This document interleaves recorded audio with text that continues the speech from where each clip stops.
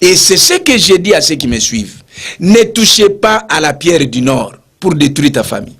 Ne touchez pas à la médaille de Sakyamuni, vous qui êtes à Paris. N'allez pas chez les médiums pour détruire votre famille. N'allez pas chez les radiathésistes pour détruire votre vie. Ne cherchez pas les bonheurs. Ne prenez pas l'omitama. Ne prenez pas de médaillons. Ne prenez pas de choses pour détruire ta famille parce qu'un jour tu vas regretter. Et la Bible dit on ne se moque pas de Dieu. L'homme récoltera ce qu'il aura sémé. Celui qui sème la mort mourra aussi par la mort. Celui qui sème les maladies mourra aussi par la maladie. Mais si tu reçois Jésus, les bonheurs, on peut devenir riche, on peut avoir l'argent sans recourir à l'occultisme, sans devenir membre d'une société secrète, sans devenir membre d'une confrérie mystique. Les bonheurs, la Bible dit, l'or et l'argent appartient à l'Éternel notre Dieu. Donc ne touchez pas à quelque chose pour détruire la vie de ta petite sœur, la vie de ton grand frère, la vie de ton oncle qui est resté à Kinshasa ou de ta maman. Si on vous demande d'aller prendre les jurys de votre maman, allez prendre les règles de votre première fille, tout ça, ne touchez pas à ces choses-là. Venez au Seigneur. Jésus peut bénir sans passer par des moyens occultes. Nous avons vu des gens que Dieu a bénis, et on les appelle les hommes les plus heureux sur la terre, parce que Dieu a donné. La bénédiction de l'Éternel, c'est celle-là qui enrichit. La bénédiction de Satan, c'est fait suivre avec beaucoup de chagrin et de pleurs. Maman Elisabeth, ma sœur a traîné dehors. Otali mwana mwasi modèle basala qui est souki, otali mutolobi, non, ça c'est une merveilleuse créature de Dieu. Mais bandoki balobi, hein. Mama pe mukolowana abosani na nukolela mwana ne ambali. Abino lokola beko bala mwana nanga tika na bosana na nukolela mwana nangai na partager sengo na mwana nanga, mais mama ne na bandoki balobi yo esengono ekokola te. Maman Elisabeth, tu sais qu'il y a des gens au bandoki ba ibisa bango esengono ekoumela te. Ils sont condamnés. Donc, à quoi soit le lobo yale mbala moke sili. À 8 mois et 5 mois, le lobo et 5 mois sili. Ba poche na bango et toboka na monde de ténèbres. Ata $1 million, pas elimwe. Soko zana ba circonstance wana, luka nzambe. Kota na prière, luka basana nzambe, basambe la pona yo, nzamba ko sale lo makam. Mama, yaya nanga alobi libanda alobi, mama nazana nzala. Batata mwasi bazoya bazoba kelema basoyi mama oko kende liboso oko bota bane belé oko sala bien donc toutes les paroles qui s'étaient entrées. Et vous savez que même ma grand-mère était là.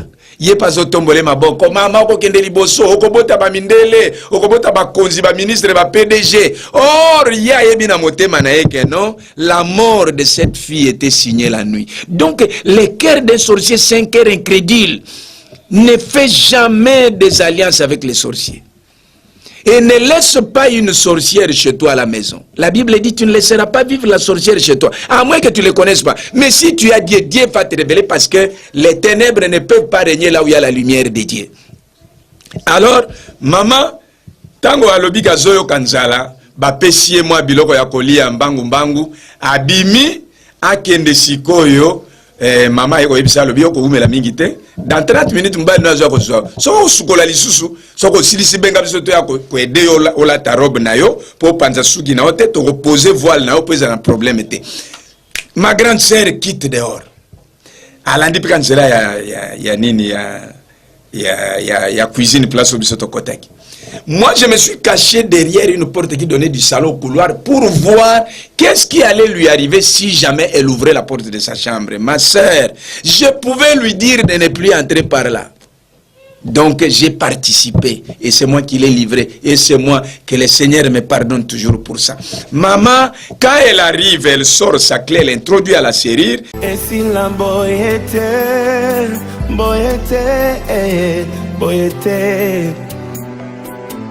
balonga ngaite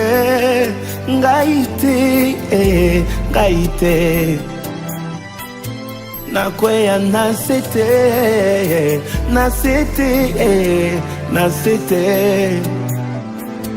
nasuka boyete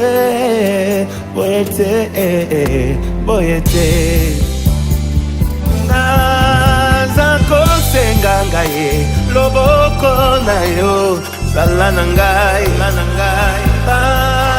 limite na ngai, kweya ye makambo ebongwana ye nalonga ye Nzambe nalola ye nalonga ye esila boyete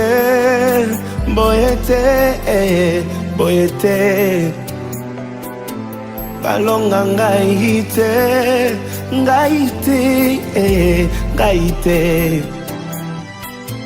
nakweya nasete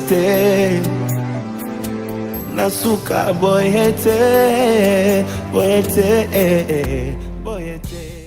Le temps de toucher la poignée d'ouvrir, là, le temps de soulever son premier pied et traverser la ligne, non. Ça, c'est ce jour-là où j'avais compris que non, il y a des bombes sans pluie.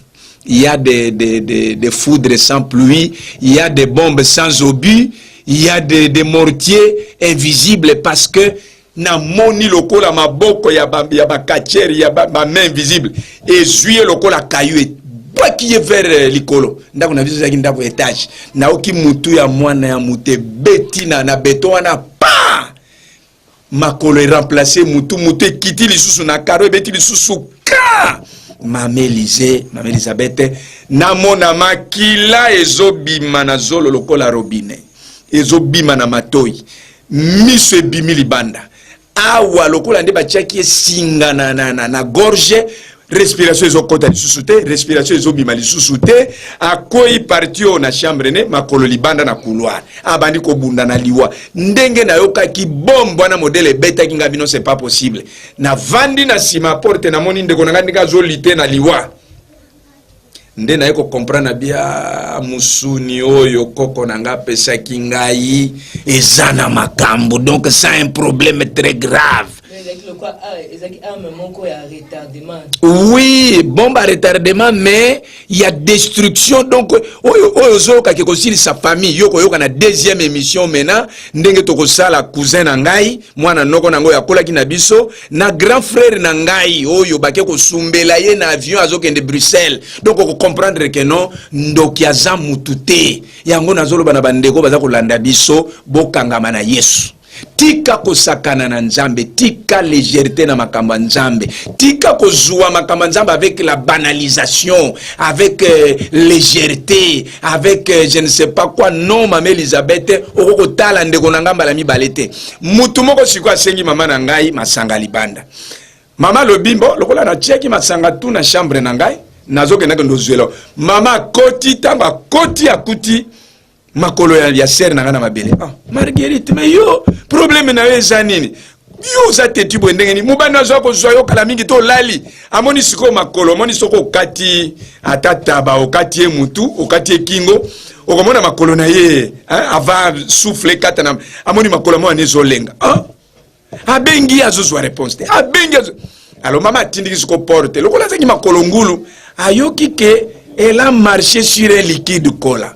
Tango apelisi mwinda moni makila. Oh mais tout ça, ça vient d'où? Quand elle a retourné sa fille, tala maman ya memaki mwana mwasi wana 9 mwana libumu na ye Mame Elisabeth. Awuti kobungisa mwana ya 24 ans, il y a 11 mois. Les lois que de kobungisa mwana ya 27 ans et les jours de son mariage. Quelle méchanceté, quelle cruauté, ndokiaza mutute. Tu peux tout lui donner. Mais azamutute tango mama retourner mwana na atala miso atala makila a pasole lambana ya atala mais potango zo bimisa makila zo utapi mama siwa zalaki mutu attention azaki mutu hypertension akoko kaka choc wana te ora azaki déjà na choc ya mwana na ye Mame Elisabeth tango agangi kaka elle est tombée aussi KO. Bande kone baki libana Teresa gangi mais problème nini kuna ba kimi mbangu ba ko tala mama nanga ba Teresa quoi rien dolo ba susute mais toi Marguerite mama babino batala ni babibo oh makamuni nango zoleka tuzomona bo ali bazuye batumi balé clinique universitaire ba komi kaka na entrée intendance wana tant bazozela parce que intendance c'est qui na porte libozo qui na portail moko wana na ba santé le temps qu'on ouvre elle a rendu là akufi batalani babandi ko akoko comprendre makambo tozolo bate muto ya mona makambo ya kindoki na famille na eta akoko comprendre yango te mais bato ba vivre makambo ba zo comprendre makambo na zoloba tika Yesu Masia mwana na Nzambe azala abri oyo koko batama yona mbali na mwasi no na bana nayo batante nanga babandi ko mibwaka na se ba memisi ko tina clinique ba vérifier bo ba monique non azope malisu c'est déjà tard babandi komi bwaka na se nanu tomona makamba boete famille finalement ezana nini kindoko ezana kati c'est eux-mêmes qui ont fait la conclusion baba paye mais ba moni makamba na babi non la sorcellerie est dans cette famille tango ba memi corps ya ndeko na ba kendo tika na morgue batante na biso mi balana tango bazoya batu siko bakomi kaka non ce n'est pas possible nzamba sunga kaka tango ba ye kaka ezandenge nini o Marguerite Zate ya Mame Elisabeth nano mona likamandenge wana te ma famille a souffert avec la sorcellerie et bato bazolandanga nazolo bana bango na lingite bo souffrir ndenge famille nanga ba souffraki et l'unique moyen pour éviter ce chose là c'est Jésus de Nazareth. Naibi nganga mususute, naibi marabu mususute, naibi grand maître mususute, c'est Jésus-Christ de Nazareth, le seul grand maître, le seul roi, le seul sauveur, le seul marabout, le seul grand féticheur, c'est à lui que je peux vous confier, parce que, oyo biso tomona kita, Mame Elisabeth, tango sangoye, babandi komi boaka na mabele, tango bazolela, 17h pile, un long cortège de voitures, mubali naye, mama naye, papa naye, bandeko naye, ba amina ba connaissance, ba ko zo moi si na bango.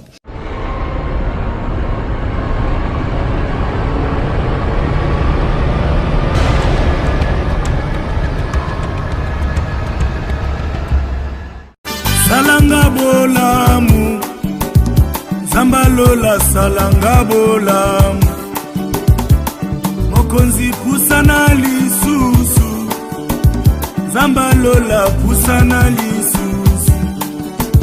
Chilumba isembola loboko, Zambalola sembola loboko, sembola loboko, sembola loboko. Beau-frère nangana ebisi petite sœur na ekende bozware Marguerite na bana des fils ya honneur wana. Tango lekina kita tali batu ne bazo maka na se aya lobi yaya makamno mona kuna fête ezate ezani like longwa kuna imbécile yo yaya yo moko kende tango akoti kaka na lupangu boy na ba gants blancs lataki tout ça batu nyoso baza kolela mobali na ye ba ko zwa tokoloba na nini Maman Elisabeth, il y a des choses mais si vous les avez vécues, vous pouviez dire non, ce n'est pas possible.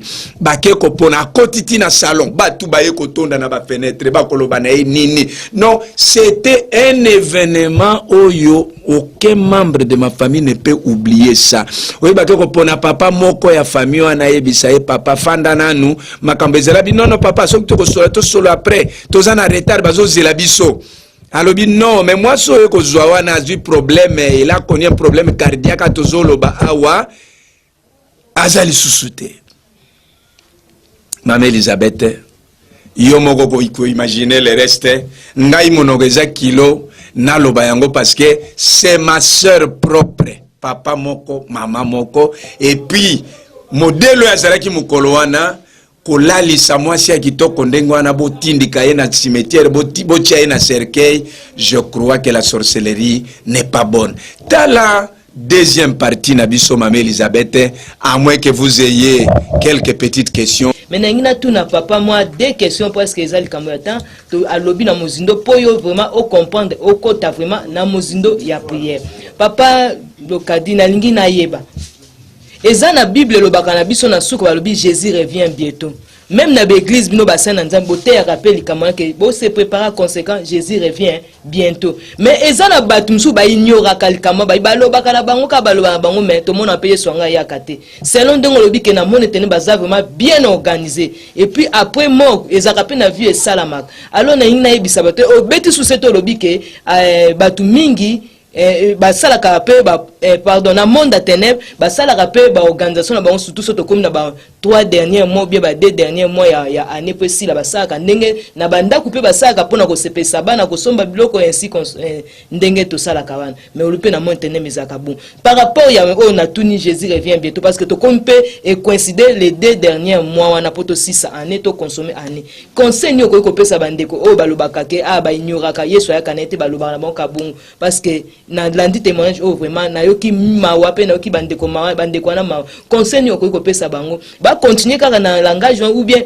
ba zonga vraiment na mozindo ya prière pour être na hebité soki ba kozala taba ou bien ba kozande na hebité soki nzamba lobaki na Noé sala masuwa pe asali masuwa pendant 120 ans pe nzambe ayeko tinda mbula c'est que Yesu akoya soki nzamba lobaki na Lot bima nazo boma nazo tinda moto pe moto ekiti c'est que Yesu akoya et Yesu mokalobi ce qui arriva du temps de Noé arrivera au jour du Fils de l'homme avant mon retour. C'est que on ne peut pas se tromper et ça je dis païen ou chrétien, Jésus-Christ le Fils de Dieu reviendra.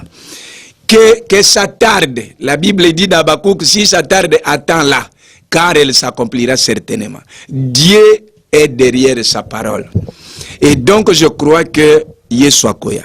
Bato yo bazako sakana na makamu na nzambe na momoto komi na bambasuka ya mbula boye. Basaka sembla mu moment o bakomi ko sambela mais sota komi moi année prochaine bazonge na bango makana. Il n'y a pas de problème maman, il faut tozako likoyebisa bandeko. Liwa elobakate. Et le diable utilise toujours la mort, utilise toujours la destruction. Et belé abato bakufiawa, on a zoloba na témoignage. Bazaki na liloba na nzambe te. Peut-être bazaki un pied dedans, un pied dehors. Mais je demande à mes frères et sœurs qui me suivent. Surtout bino bandeko boza kolanda biso na banzela bamboka lokola ba Londres, Paris, Bruxelles, Suisse, Genève, Lausanne, je ne sais pas encore où aux États-Unis. Simba Yesu malam. La Bible dit qu'on ne t'arrache pas ce que tu as. Ce que tu as reçu, garde-le jalousement parce que il n'y a pas de vie, il n'y a pas aussi de chemin. Jésus-Christ reste le seul moyen. Botika ko sakana na liloba na nzambe parce que on ne connaît pas l'heure. Et la Bible dit le Fils de l'homme n'est pas maître de son souffle. Pour que tu sois rassuré. La Bible dit qui peut dire qu'il a gagné le monde, qu'il a triomphé du monde. Ce n'est que celui qui croit que Jésus-Christ est le Fils de Dieu. Et si tu n'as pas encore cru que Jésus-Christ est le Fils de Dieu, voilà l'occasion pour que na fait ambula oyo. Ozala tabaya bandokite, okufa pa man accident, okufa na moto te, okufa na incendie te, okufa na câble kurate, okufa na maladie moko oyo ezangi kombo, ezangi avertissement te. Voilà l'unique conseil que je peux. Par rapport ya likambo lobaki to monde komona kala bato azola ta ba pile bato bosa ba cérémonie bato bosa poni ni auti ko kufela ba 40 jours mais lelo to moni ezate menga ni ko lobaki ti lelo pesa na bato mususu pe lelo ba sela ka makambo. Alors par rapport ya témoignage on a moni obeti c'était likambo pile likambo ba 40 jours conseil nini oko ko pesa à propos ka ya makambo o to zolobela na témoignage na biso. Yesu alobi boy que votre cœur ne se trouble point. Croyez en Dieu. Croyez en moi, celui qui l'a envoyé. Ce qui, Paul Azolobela ba Thessaloniciens lobby, ce qui tous en élika que Yesu akufa ki pe asekui. C'est que nanzela na Yesu, ba obandimeli Yesu pe Yesu akosekui sabango. Donc ce qui ndeko yonga na lingaka, mubali nanga, mwasi nanga, to mwana nanga, ito ndeko, to mama, to papa, akufi. La première des choses, on a koyo que la masoka yambaki Yesu te. Mais soka yambaki Yesu nga ifona zala na esengo pona yebike Yesu alobaki ke oyo nyoso akoya epananga, je ne mettrai pas dehors celui qui vient à moi. Et la Bible dit heureux ceux qui meurent dans le Seigneur car leurs œuvres les suivront. De Bible lobi Paul azolo bana ba Thessaloniciens ne vous attristez pas comme ceux qui ne connaissent pas Dieu, comme ceux qui n'ont pas Christ. Croyez que c'est Jésus-là, que c'est Dieu qui avait ressuscité Jésus d'entre les morts, va nous ressusciter aussi avec lui. Et la Bible dit, si Christ n'était pas ressuscité, notre foi est vaine. Donc, ngai mutu na nzambe, nga mwana na nzambe, oyo na ebi ke mwana na ngai mubali na ngai ambaki Yesu Christ soki akufi a rendre âme na yebi ke akene sika ya malamu. Il a dit au voleur, aujourd'hui tu seras avec moi au paradis. Donc, ngai na kobanga te, parce que tozaki na nzembo bako tozako yemba, mbokeza lilikolo na nzambe.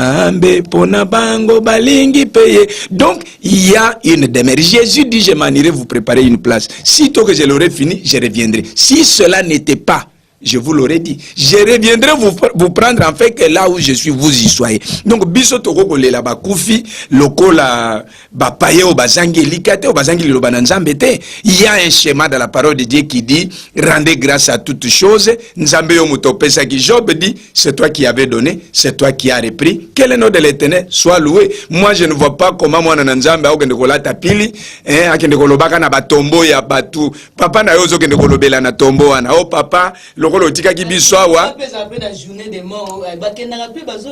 oui, mais maman, la Bible ne nous autorise pas à parler avec les morts.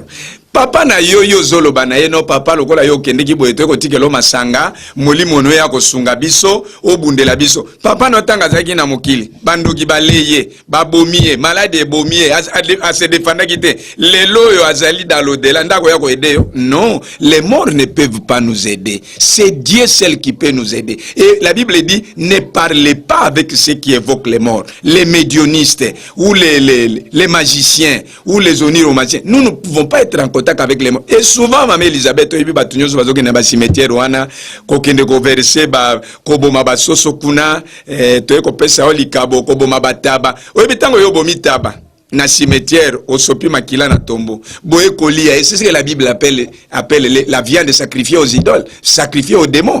Oyebi ke belé abatu bazo na ba cimetière wana tango yo zoloba.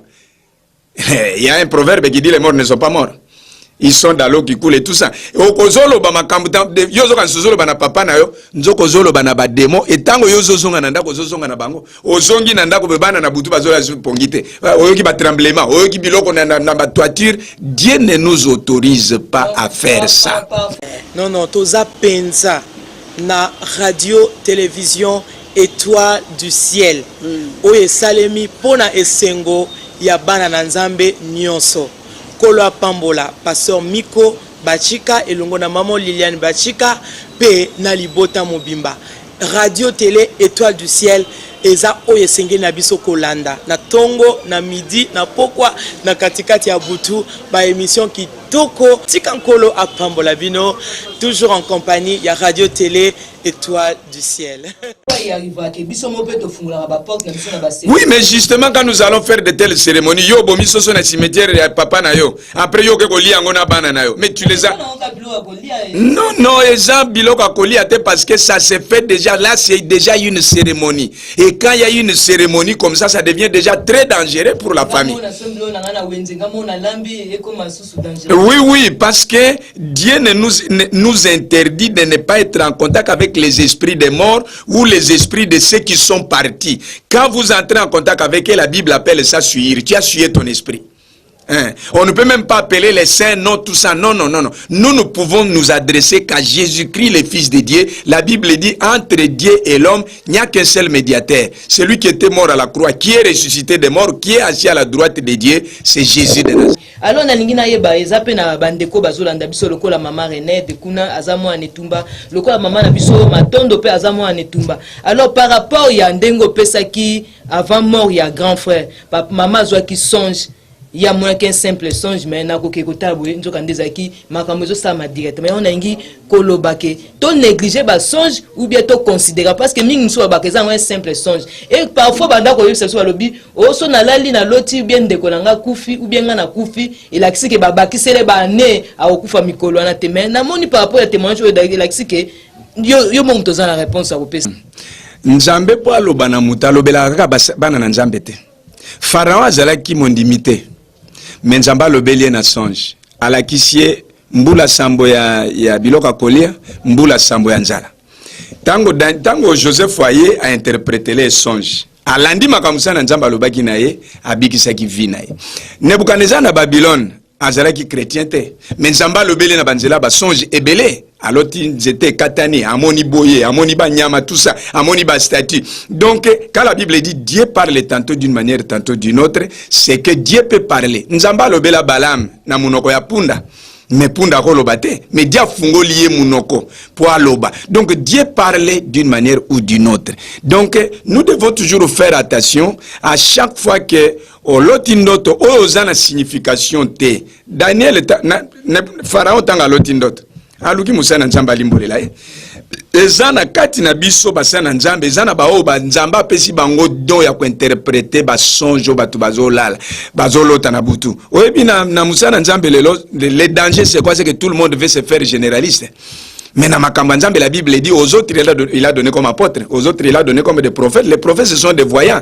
Donc moi je pense que le rôle toujours pousse na suka ya mbula. Il faut bana na Nzambe bazala mingi na ba prière qu'on mène vie locale la païenté, parce que la Bible dit celui qui aime le monde, l'amour de Dieu n'est pas avec lui.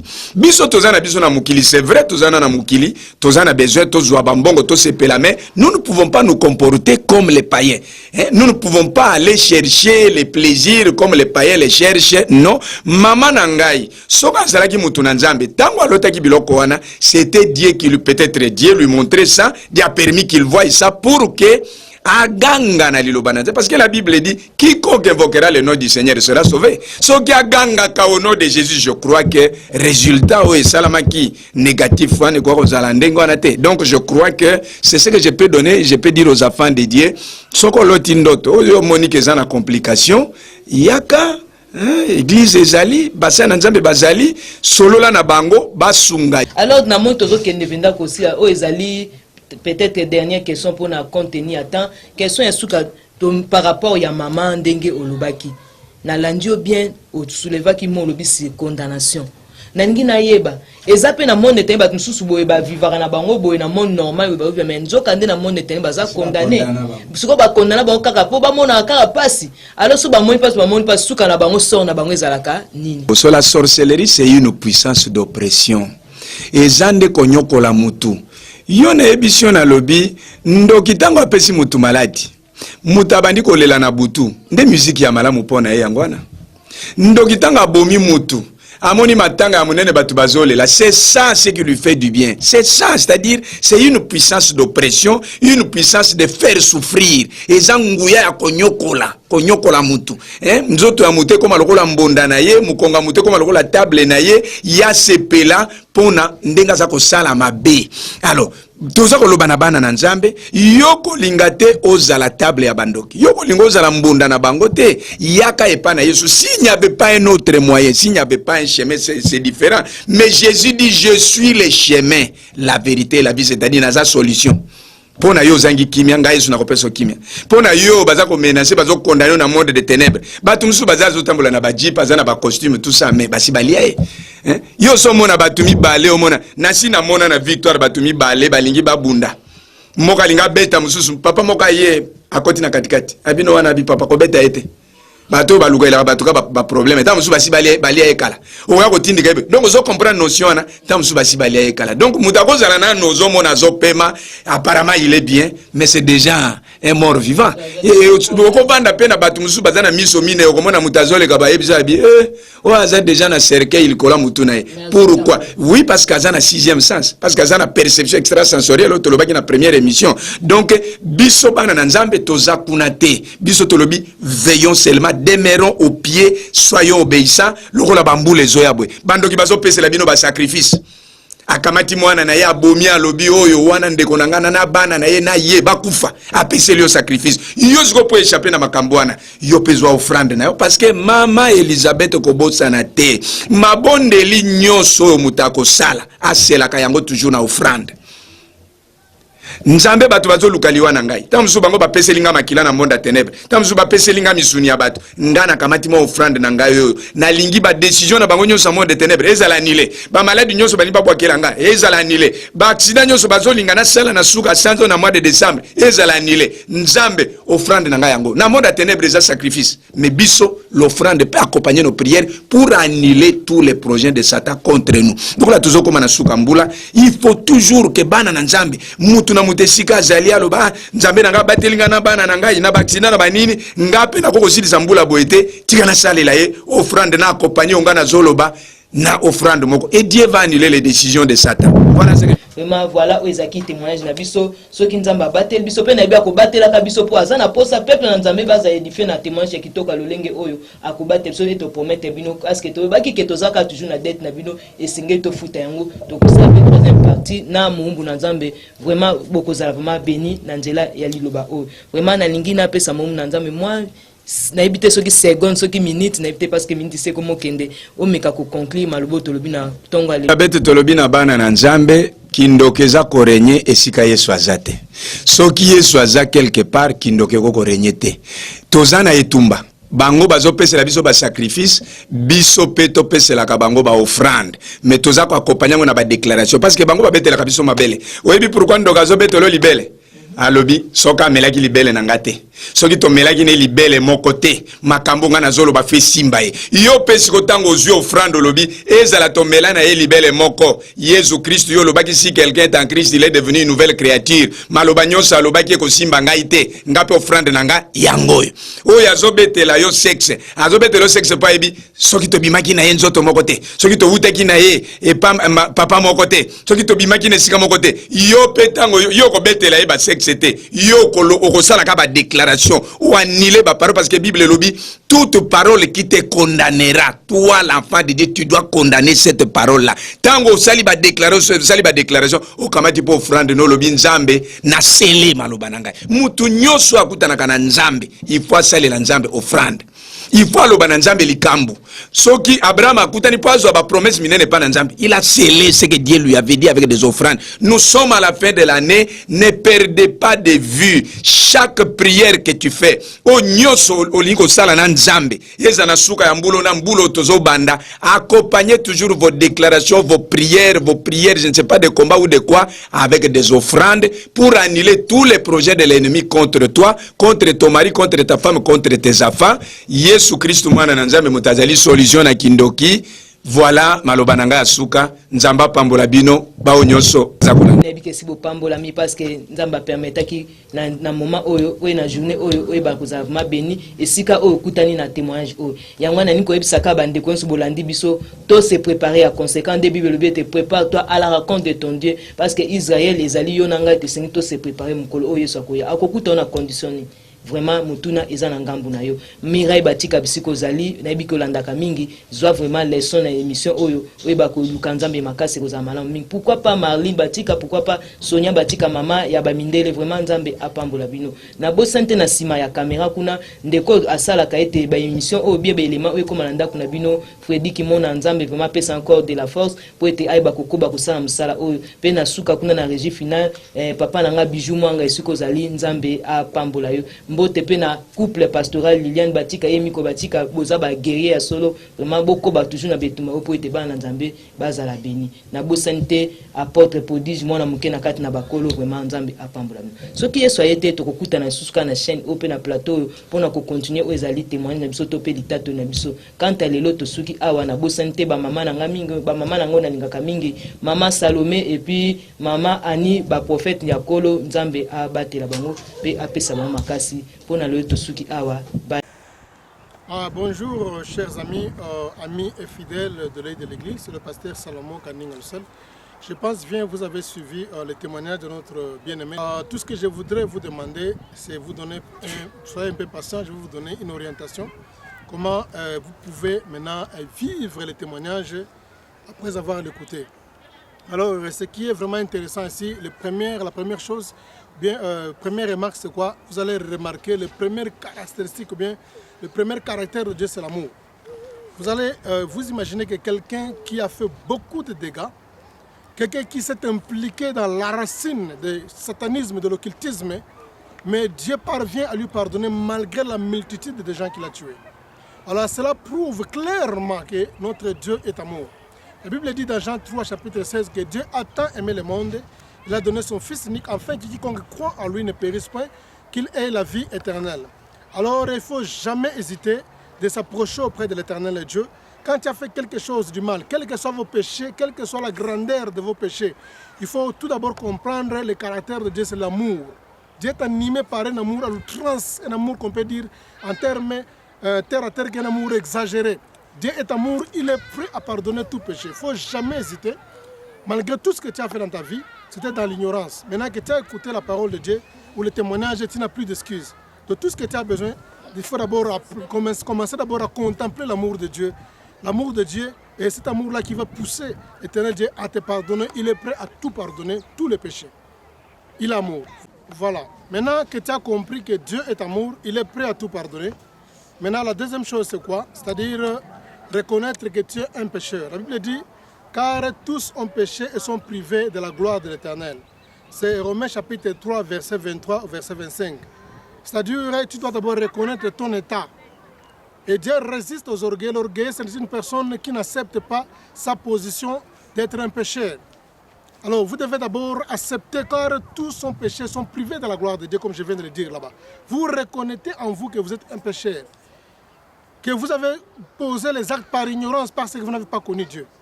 Voilà. Après que vous reconnaissez en vous que vous êtes un pécheur, la Bible dit, vous devez maintenant confesser. La Bible dit, si vous confessez vos péchés, l'Éternel est juste bon de vous pardonner, de vous purifier pour toute iniquité. 1 Jean 1,9. A dit, si vous confessez vos péchés, la confession du péché ne se fait pas au fond du cœur. La confession du péché se fait dans la bouche à haute voix. Tu dois confesser, entre dans la chambre. Tu confesses tes péchés, la Bible dit, de ta bouche, pas au fond du cœur. Bien-aimé dans le Seigneur, fais beaucoup d'attention. La Bible dit, si tu confesses de ta bouche, on ne dit pas au fond de ton cœur, non. Pas au fond du cœur, mais de ta bouche. Si vous confessez vos péchés, la Bible dit, l'Éternel est juste bon de vous pardonner pour tout péché. Il est bon aussi pour purifier. Il n'est pas seulement là pour pardonner, Dieu peut aussi nettoyer. Il nettoie et il oublie aussi les péchés. Pourquoi vous devez confesser vos péchés? Puisque la Bible dit dans Jérémie 3,12 que reviens infidèle d'Israël, je ne jeterai plus sur vous un regard sévère, car je suis un Dieu miséricordieux qui ne garde pas sa colère à toujours. Dieu ne garde pas sa colère à toujours. Alors, la seule condition pour que le Seigneur s'approche de toi, la Bible dit, reconnais seulement que tu avais péché et tu étais infidèle devant l'Éternel. Alors c'est alors que tu verras l'Éternel s'approcher de vous, puisqu'il dit que non, approchez-vous de moi, je m'approcherai de vous. Il ne faut jamais s'attendre que Dieu vienne d'abord dans la première position chez vous. C'est toi qui es le malade, tu as besoin du médecin, comme la Bible déclare que le malade a besoin du médecin et non, le médecin a besoin du malade. Tu viens auprès de l'Éternel, comme il dit dans Jérémie 3, chapitre 12, que non, reconnais seulement que tu as péché. Reviens fidèle d'Israël. Reconnais seulement que tu as péché et tu es infidèle devant l'Éternel ton Dieu. Donc l'acte seulement de reconnaissance, il ne demande pas beaucoup de choses. Dieu ne demande pas trop. Seulement reconnaître et revenir en lui. Voilà, c'est très simple que ça. Voilà. Maintenant, après avoir confessé le péché, vient la repentance. La repentance, c'est quoi? La repentance n'est pas une information. Même avant que tu puisses pécher, quand tu pêches là, le Seigneur est au courant.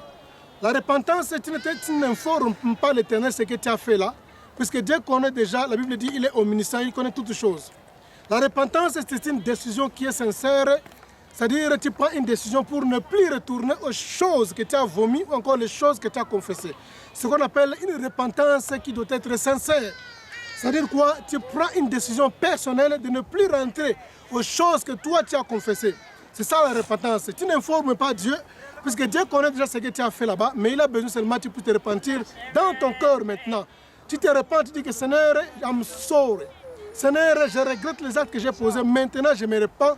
Alors je prends la décision pour ne plus reprendre les mêmes choses que j'avais commises auparavant. C'est ça la repentance. Après avoir fait la repentance, vient maintenant Romains 19, la Bible dit, si vous confessez de ta bouche le Seigneur Jésus-Christ, si tu crois dans ton cœur que Dieu l'a ressuscité des morts, tu seras sauvé. Maintenant, la dernière chose que tu vas faire, c'est quoi? Je peux parler même à 20 dernières choses. C'est maintenant quoi? C'est recevoir le Seigneur Jésus-Christ comme le seul Seigneur et Sauveur de ta vie. Comme dans Romains dit que si tu confesses de ta bouche le Seigneur Jésus-Christ, si tu crois à ton cœur que Dieu l'a ressuscité de mort, tu seras sauvé. La confession pour recevoir Jésus-Christ, il ne faut jamais poser un acte dans le cœur. La confession vient au fond du cœur, mais il faut exprimer ça dans la bouche. La Bible dit, de ta bouche, la bouche, tu dois faire sortir les paroles. Tu dois faire entendre ta voix. C'est ça la confession publique. Ou encore la confession personnelle individuelle. Dans ta chambre, tu confesses le Seigneur Jésus dans ta bouche. J'insiste encore pas dans le cœur, mais dans ta bouche. Si tu confesses le Seigneur Jésus-Christ, si tu crois dans ton cœur que Dieu l'a ressuscité de mort, tu seras sauvé. Voilà, maintenant la dernière chose que vous allez faire, c'est quoi? C'est de chercher un pasteur ou encore une église que vous allez fréquenter pour l'affermissement de votre foi, encore le suivi de votre foi. 2 Chroniques chapitre 20, verset 20, la Bible dit: confiez-vous à l'Éternel, vous serez affermis et à ses serviteurs vous réussirez. Il n'y a pas un chrétien sans église, il n'y a pas un chrétien sans pasteur, ça ne se fait jamais.